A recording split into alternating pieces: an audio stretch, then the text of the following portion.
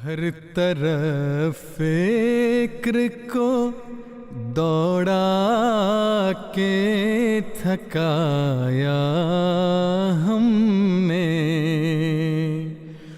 कोई दीने मुहम्मद सा न पाया हमने।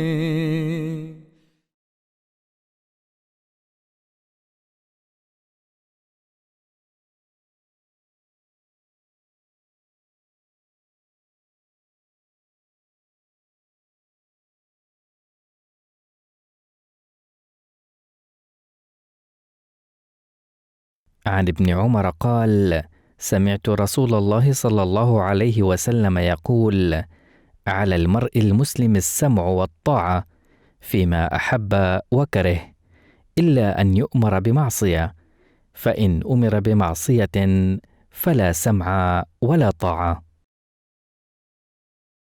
Ibn Omar, qu'Allah soit satisfait de lui, rapporte qu'il entendit le saint prophète, que la paix et les bénédictions d'Allah soient sur lui, dire: il est du devoir d'un musulman d'écouter et d'obéir, qu'il en soit satisfait ou mécontent, sauf s'il lui est ordonné d'enfreindre un commandement de Dieu ou de son prophète. Dans un cas pareil, il ne lui sera pas exigé d'écouter et d'obéir.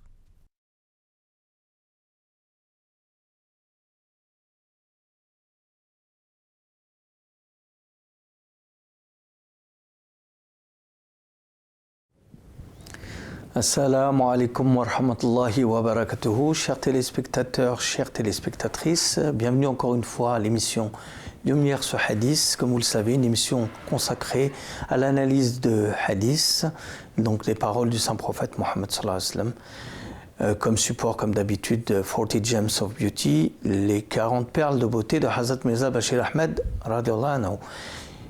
J'ai à mes côtés Ousmane Touré Saheb, mon fidèle compagnon, qui m'accompagne depuis le début de ces émissions pour analyser ces hadiths. Ousmane Saheb, salam alaikum. Wa alaikum salam wa rahmatullah. Aujourd'hui, on va analyser et s'occuper d'un hadith vraiment très important, très connu dans le monde islamique, mais très mal compris, bien évidemment.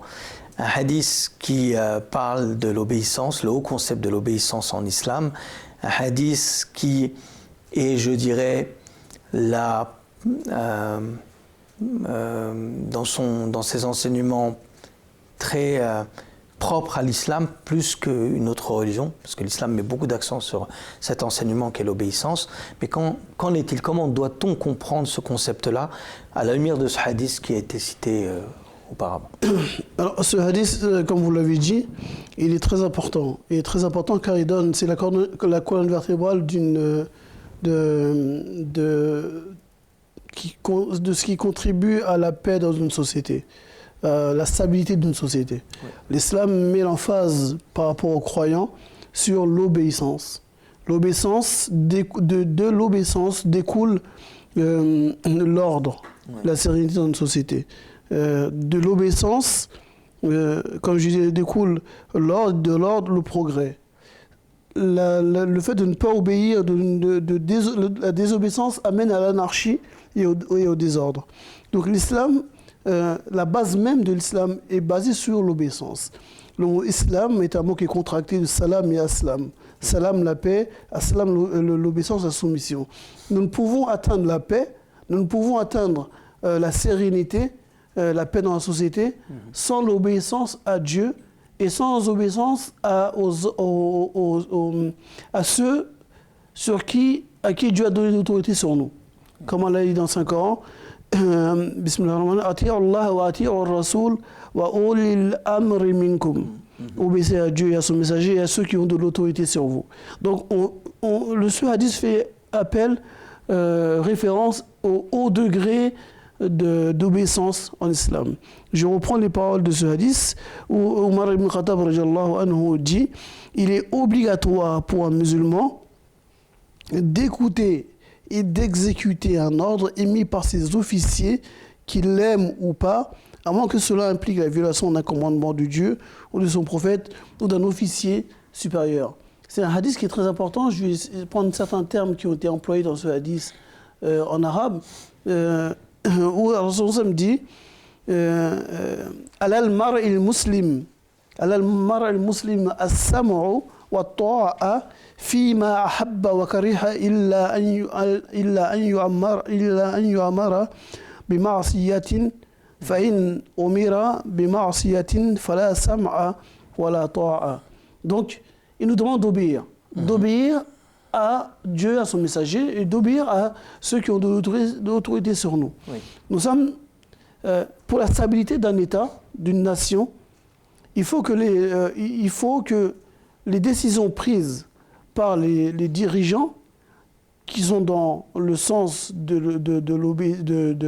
bien de la nation, les gens qui ont reçu des ordres, qui participent à l'édification de cette nation, à savoir les gens qui doivent servir la nation, doivent obéir aux ordres qui ont été donnés par leurs supérieurs. Imaginez dans une armée, si les militaires n'obéissaient plus aux ordres donnés par leurs supérieurs. Ce serait l'anarchie dans l'armée. Ce serait la débandade pour cette armée-là. Mais une armée qui réussit, qui progresse, c'est une armée dont chaque membre a une éducation, une relation à l'obéissance stricte et ferme à chaque ordre donné. Le Saint-Coran, le hadith ici, met deux motifs auxquels on peut désobéir. Si l'ordre en question contredit ce qu'Allah et son messager nous a demandé. Oui. Deuxième point, si l'ordre qui nous a été donné contredit l'ordre reçu par un supérieur hiérarchique, à savoir celui qui nous a donné l'ordre, elle contredit l'ordre qui a été donné par le supérieur qui est au-dessus. Dans ce cas-là, nous ne sommes pas tenus d'obéir, d'appliquer cette chose. L'islam a une particularité, et vous l'avez dit au début de l'émission, c'est une religion de discipline. Oui. C'est ce qui la rend, entre guillemets, compliquée ou difficile à venir s'y joindre. Seules des personnes qui aiment l'ordre, la justice, l'équité, et qui sont prêts à suivre les ordres donnés par Dieu, son messager, et ceux qui ont de l'autorité sur eux, peuvent venir à l'islam et l'adopter et la suivre. Okay? Donc voilà ce hadith qui vient nous donner des points importants d'obéir. L'obéissance, c'est ce qui amène des fruits dans tous les domaines, aussi bien séculiers que dans le monde non religieux que religieux. Dans une entreprise, c'est concerné pareil. Tout à fait. J'ai un supérieur hiérarchique qui me donne un ordre à accomplir dans le cadre de mes fonctions. Je dois obéir et l'exécuter. Mais si je ne fais que contester, critiquer, l'islam est contre la critique. Vous avez un ordre qui vous a été donné, accomplissez-la. Surtout que le hadith, il dit qu'elle vous plaise ou qu'elle vous déplaise. Vous devez obéir. Mais vous ne devez pas passer votre temps à critiquer l'ordre donné par un supérieur. Oui. Le directeur d'une entreprise, d'une société, il a fixé un cap pour son entreprise, ça a été acté et les gens doivent travailler dessus. Si les gens passent leur temps à la critiquer et à aller contre ce qu'il a donné comme ordre, la société est vouée à l'échec. Voilà un des exemples qui amène à faire comprendre aux croyants que la réussite dans ce monde et dans le monde spirituel ne dépend que de son obéissance à la hiérarchie, à Dieu, à son messager, à la hiérarchie qui est sur lui. Oui, effectivement, vous parliez d'un des éléments de ce hadith et qui pose le principe évidemment fondamental du critère islamique de discipline et d'ordre. Effectivement, on voit aussi que ce n'est pas sous la contrainte. On sait que l'islam et le Coran nous dit « La ikraha fid din ». Il n'y a pas de contrainte religion.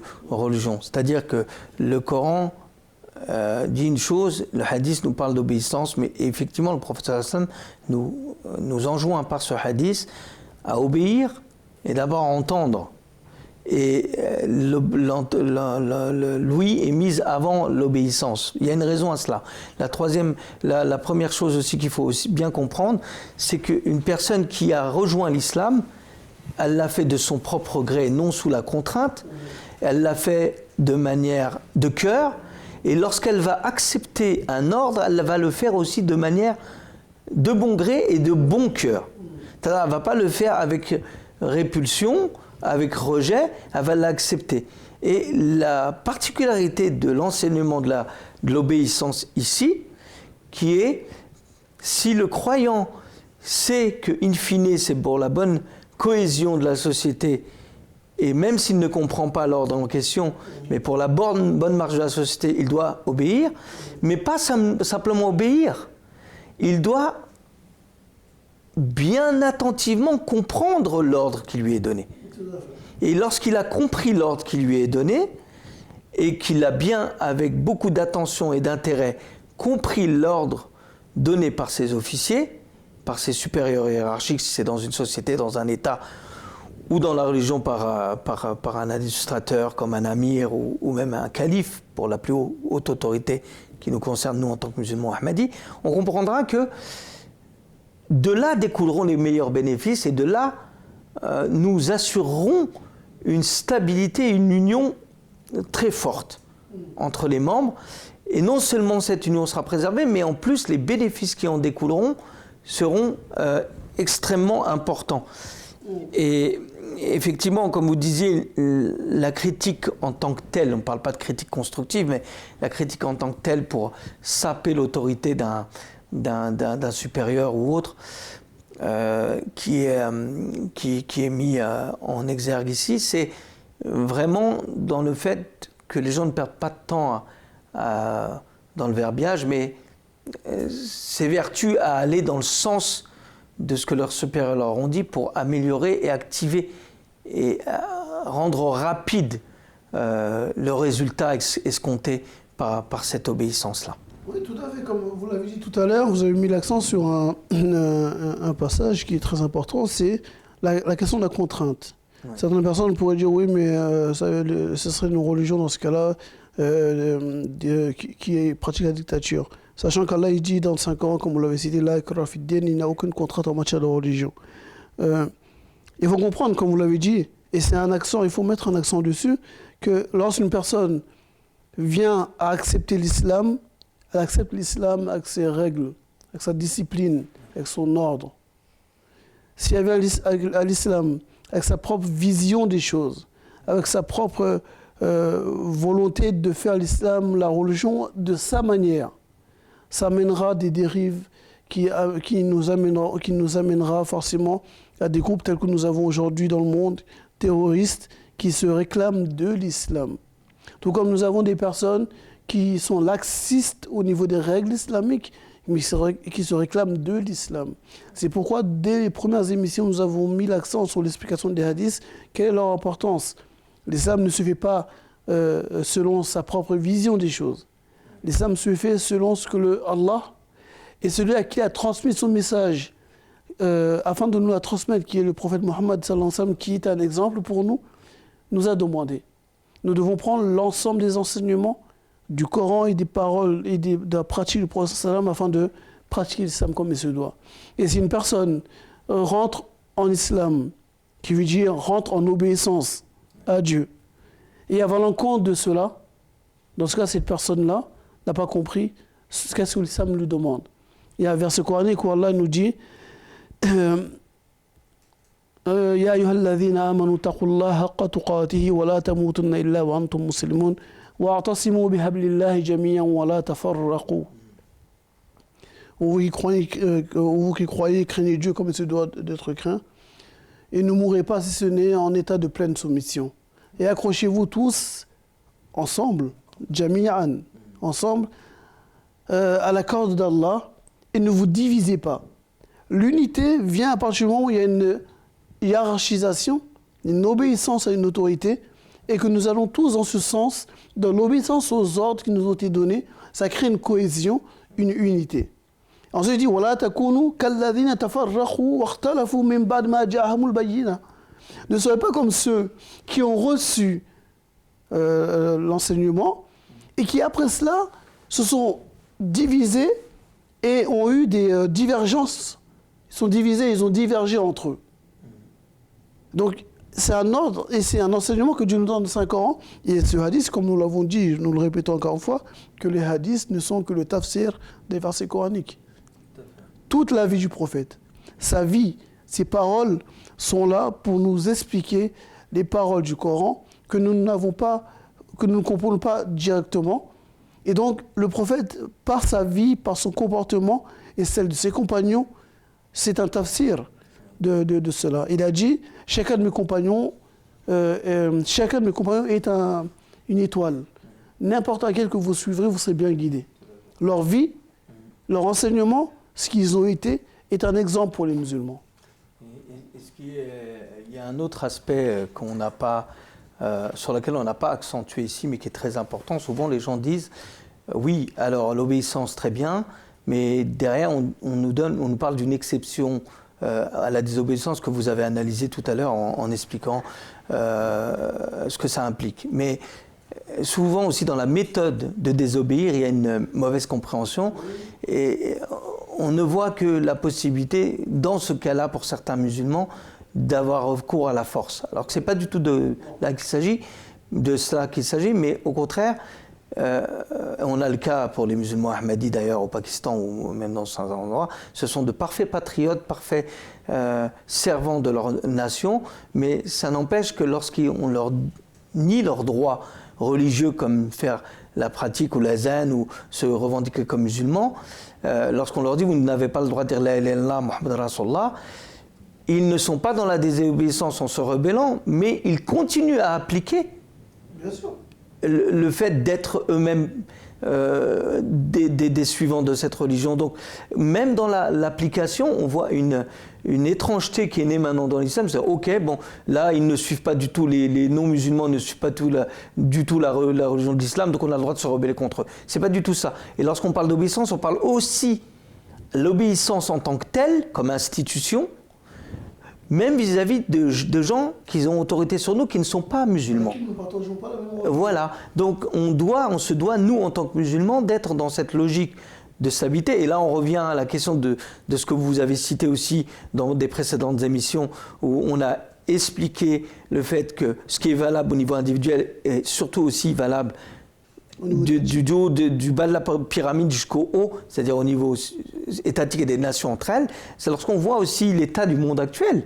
On se rend compte qu'effectivement, si les musulmans, dans le cas de la Libye, le cas de la Syrie, le cas d'autres nations, si les musulmans s'étaient attachés à rester sur ce principe d'obéissance, nous n'aurions pas eu les déchaînements de désordre dans ces nations ou le chaos dans ces nations. Tout à fait. On aurait eu des gens qui, au nom de cette unité, auraient obéi, même s'ils avaient affaire, on le verra dans un autre hadith, à un dirigeant tyran. Oui. On aurait eu des gens qui respectent et qui maintiennent la cohésion par leur obéissance à ne pas se rebeller contre ces mêmes dirigeants et contre leur nation in fine. Et ce qui est malheureux, c'est que on voit de ces prêcheurs, de ces soi-disant savants. Je ne leur nie pas leurs années d'études qu'ils ont faites, mais la compréhension qu'ils ont tirée des enseignements est très mauvaise. Qui vont aller chercher des explications afin de légitimer la violence lorsque nous ne sommes pas d'accord avec une autorité en question. De la renverser par la force, parce que nous disons que cette personne, nous l'avons vue, elle n'a pas fait la prière, ou elle ne vient pas faire le Jumu'ah, ou dans ce cas-là, ce n'est pas un bon croyant. Comme ce n'est pas un bon croyant, nous sommes en droit de pouvoir la renverser. Ça crée le désordre. Dans nous avons plusieurs hadiths que nous verrons aussi, où il nous met en garde contre la question de renverser une personne, même si elle est injuste envers vous. Il y a ce hadith très connu de Abu Zar Rifari, le responsable lui pose la question, oh Abu Zar, que feras-tu après moi si vous avez un dirigeant qui ne respecte pas vos droits, qui vous enlève vos droits? Il a dit, Ya Rasulallah, je tirerai mon épée, je combattrai jusqu'à ce qu'il revienne à la justice. Il lui dit non. Tu dois patienter et prier pour lui. Voilà. Pas prendre les armes. Demander tes droits à ton Seigneur. Mais il est étrange aujourd'hui que ça nous fait mal parce que nous savons que derrière, il y a des mains visibles derrière qui contrôlent tout ça. Nous le savons. Mais ce n'est pas à eux qu'on va s'en prendre. On s'en prend à nos co-religionnaires musulmans qui ont les mêmes enseignements que nous, qui sont aveuglés par leur volonté d'avoir le pouvoir ou autre, qui se laissent manipuler et enfreignent ces enseignements coraniques. Vous avez un dirigeant, vous voyez la Syrie, c'est un pays développé. Un pays quoi qu'on peut dire du dirigeant et de sa manière de gérer le pays était stable. Kadhafi, quoi qu'on dise de la Libye, le pays était stable. L'Irak, sous Saddam Hussein, quoi qu'on dise de la personne et de la manière dont il gérait, le pays était stable. Au vu de ce qu'on a maintenant aujourd'hui, comme comparaison. aujourd'hui quand on compare. Et si vous demandez aux habitants de ces pays-là, je suis sûr qu'ils préféreraient avoir un dirigeant qui n'est pas totalement juste envers eux, mais que le pays est stable. Plutôt qu'aujourd'hui l'état de l'Irak, de la Syrie, de la Libye et de d'autres pays qui sont aussi en proie aujourd'hui à des troubles internes. Oui. Tout ça, ils ont dérogé à ce commandement du 5 ans. L'obéissance aux autorités. Et ce qui est extraordinaire, c'est que ça nous permet aussi de faire la transition aussi avec ce qu'arrive à faire la communauté musulmane ahmadiyya. C'est que la communauté musulmane ahmadiyya, dans ses fondements, elle s'attache à refaire vivre ces enseignements d'obéissance et autres, tout ce qu'on a dit depuis le début, et même plus encore, où on va mettre en avant, ces membres vont mettre en avant une véritable fidélité envers ces principes-là, et ils vont aussi prouver par leur action que ça fonctionne. Tout à fait. Et que lorsque vous servez dans une nation et que vous êtes, ce qu'on disait dans notre émission, on est des véritables médiateurs, on va apporter un progrès social, éducatif, moral et d'action dans le pays dans lequel on se trouve, et on va être de formidables acteurs d'unité et de pont entre les gens. Et c'est ça qu'on voit qui est le propre de cette communauté, qui est dirigée par un calife, comme on le disait, transnational, qui n'a absolument rien à voir avec les questions politiques, puisque nous sommes apolitiques, et qui, dans ses enseignements moraux, spirituels et religieux, dans la pratique, donne le souffle à ses membres pour pouvoir être des acteurs positifs et de progrès dans tous les pays dans lesquels ils se trouvent. Tout à fait. L'Ahmadiyya est une voie de conciliation, de rassemblement. Oui. Ce n'est pas une voie de division, une voie politique dans laquelle chacun a des positions politiques qui créent le désordre. Si des personnes qui sont membres de l'Ahmadiyya ont de telles idées, ils devraient réformer leurs pensées et changer leur comportement. Nous ne pouvons pas être Ahmadi et se chamailler sur la question du franc Polisario entre le Maroc et l'Algérie, de s'embrouiller sur les questions de Bachar Assad a raison vis-à-vis de l'autre, de s'embrouiller sur les questions de tel pays contre tel pays. Moi, je suis malien. Il serait inconcevable que deux Ahmadis maliens s'entre-déchirent sur la question du Nord. Oui, non, nous voulons un territoire, Touareg. Non, nous voulons notre pays uni. Nous devons être ceux qui œuvrent à l'unification, au rassemblement, et non pas à la division. C'est ça la position que nous avons dans la communauté Ahmadiyya. Vous l'avez dit, nous sommes apolitiques. Oui.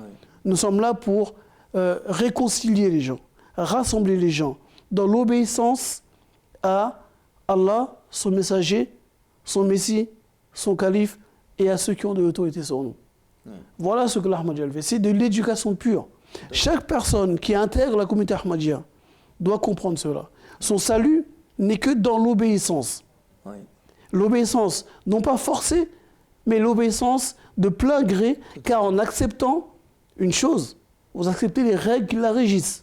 En contentement, avec un contentement. Ouais. Si je suis en France et que la France a des règles et qu'elle me permet de vivre, de gagner ma vie, de pratiquer ma foi, je ne vois pas en quoi tous les jours je devrais me lever et la critiquer, même si elle me faisait du tort.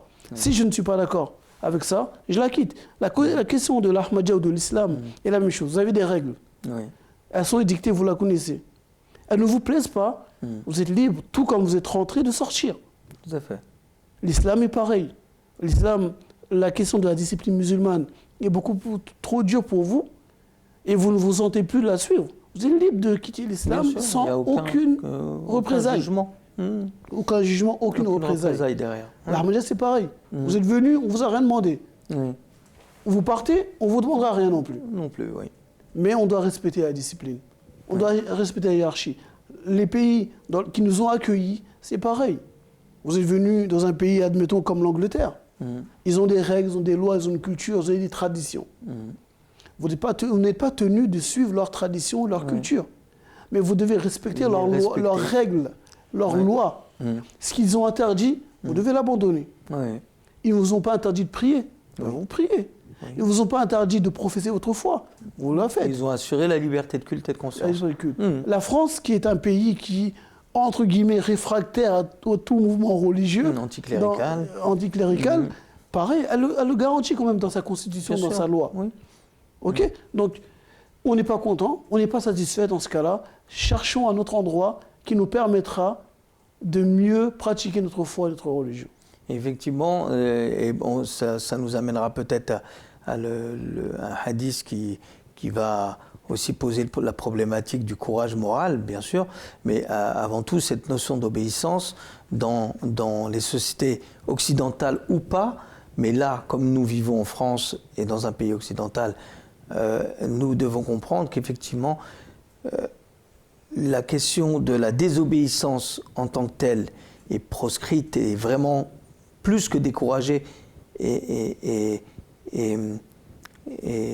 rejetée par l'islam, mais en même temps, elle laisse place, parce que ça fait partie aussi de le lien que nous avons avec une patrie ou avec une nation, donc l'amour de la patrie, ça c'est un sujet à part, mais qui est quand même lié, où le musulman, parce qu'il aime son pays, dans sa manière d'exprimer ses opinions, il ne va pas le faire de manière rebelle, mais il va pouvoir le faire aussi, il va pouvoir défendre ses idées et lui donner aux gens qui composent cette société son point de vue sur comment améliorer la situation. Alors peut-être que dans une société, tout le monde ne pense pas de la même manière, mais l'échange d'idées n'est pas exclu. On peut donner notre idée si on pense qu'un pays agit injustement.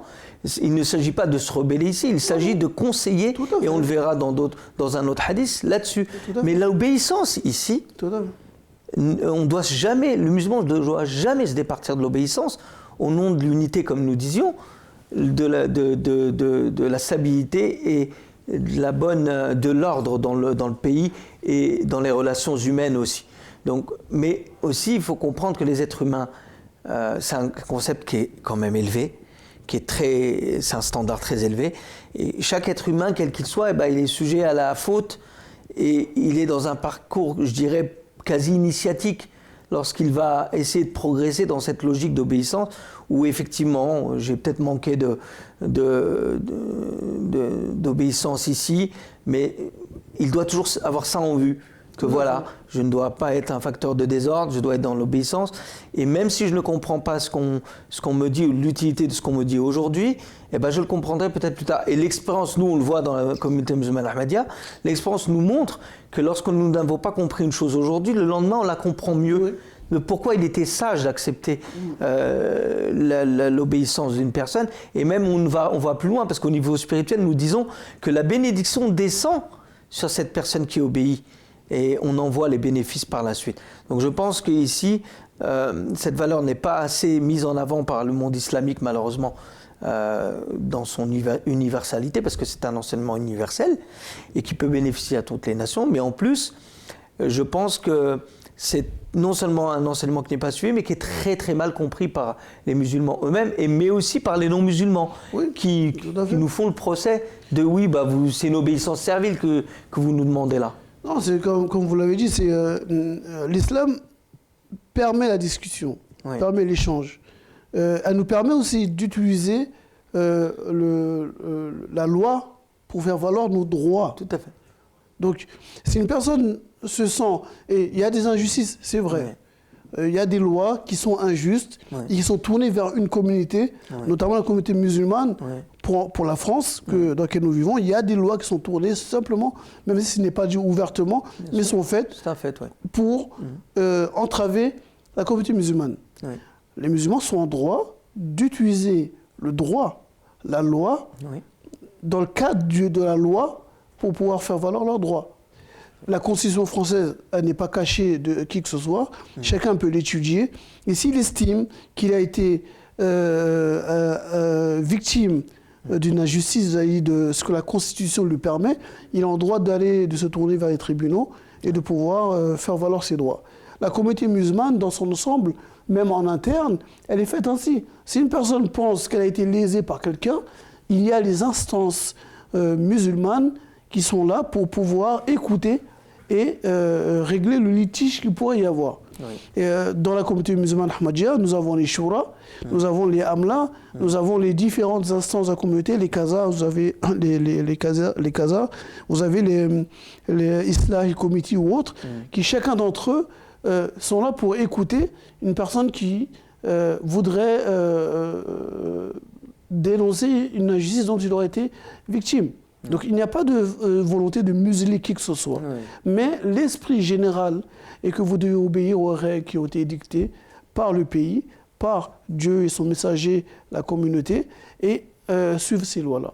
Si ces règles-là qui ont été dictées, vous avez été victime d'une injustice dans une entorse à ces règles de la communauté, il y a les instances qui nous permettent de le faire, tout comme l'État nous donne les tribunaux et les avocats qui permettent de recouvrer ses droits. La société civile, voilà. tout à fait. Si un jour, et ça il faut être clair, le musulman, la communauté musulmane a ses règles, elle a ses enseignements. Il n'est pas là question d'abandonner nos enseignements, notre éthique. La Constitution nous permet de pratiquer, nous garantit ce droit d'avoir une religion, de la divulguer, de la professer, de la pratiquer. Oui. Donc, nous sommes dans notre droit. Nous ne sommes pas en train de dire que si demain une loi dit que les musulmans n'avaient plus le droit de faire la prière, nous abandonnons la prière. Oui, tout à fait. Nous désobéirons à cette loi. Tout à fait. Je continuerai à prier chez moi tant qu'on me le permet. Si on me dit on ferme les mosquées, la prière peut être faite, Allah, nous l'avons vu le hadith, Allah a fait de la terre une mosquée pour moi. Où est le problème? Le croyant ne va pas s'arrêter sur le fait d'avoir fermé les mosquées pour dire je vais arrêter la prière. La prière à la maison, elle peut être faite même si on vous interdit de prier. Les Ahmadis au Pakistan, c'est un exemple, un très bon exemple. On leur nie leur islamité. On leur a interdit de dire La ilaha illallah ou Muhammad Rasulullah. On leur a interdit de dire Salam alaikum, que la paix soit sur vous. Tout terme musulman les rend interdits. Est-ce que pour autant ils vont arrêter de le dire? Tout à fait, non. Parce qu'ils font du tort à qui? La loi d'une chose, cette loi va contre l'éthique, la morale, les libertés individuelles. Liberté de conscience. Liberté de conscience. Et elle va contre la foi de la personne. Oui. Dans ce cas-là, nous n'obéissons pas à une telle loi. Voilà. Et la désobéissance à une telle loi ne crée pas de désordre dans la société. Tout à fait. Parce que l'attitude de ces membres qui sont victimes de ça n'est pas dans la rébellion à tout va, mais dans la simple désobéissance en suivant leurs principes. Tout à fait. Arrivé à un moment donné, s'impose la hijra. Oui, tout s'impose l'immigration. Pour certains d'entre eux, oui. Tout comme à l'époque du prophète sallam, il y a eu un moment donné où il a dû quitter la Mecque pour aller à Médine dans le but d'avoir cette liberté de pratiquer sa foi. Tout à fait. Donc toute personne a le même droit. Jazakumullah, en tout cas, encore sujet très vaste. Bien sûr, on arrive au terme de cette émission. Je vous remercie de l'avoir suivi. Envoyez vos questions comme d'habitude à hadith avec un s@mtafrance.tv. On se retrouve pour une prochaine émission. Assalamu alaikum wa rahmatullah wa barakatuhu. Jazakumullah.